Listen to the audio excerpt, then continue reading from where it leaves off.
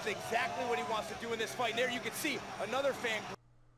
So as you guys saw, Matt Brown was grabbed on that one, pulled in by a fan, pulling his hoodie. Before that, he got struck in the back of the head. Just got an open hand palm. Someone smacking in the back of the head a couple times as he walked down to the cage.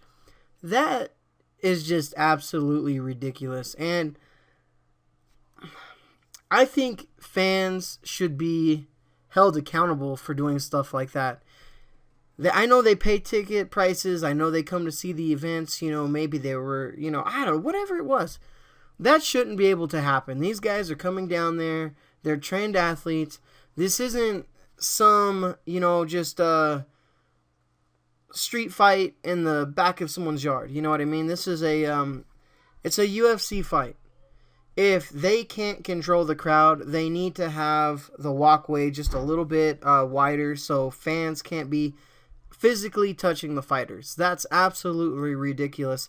And they were trying to keep them from touching the fighter. As you guys saw in the walkout, there was multiple people trying to stop them, but man, that instance right there could turn into something very, very bad, especially if, let's say, you're Matt Brown's training partners, right? And you guys are walking down behind him, and you see someone grab him, and he turned around and punched him.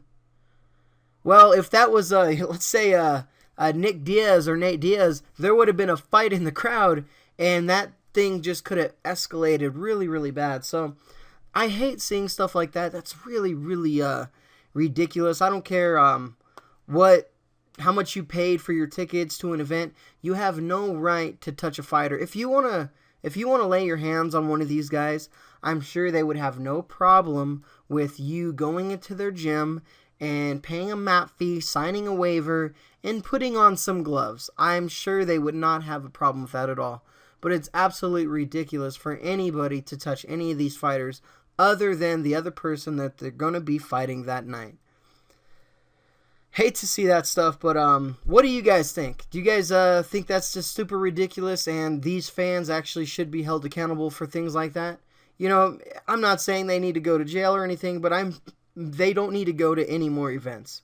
They can buy the pay-per-view. They can watch it that way. They can't control themselves. That's on them.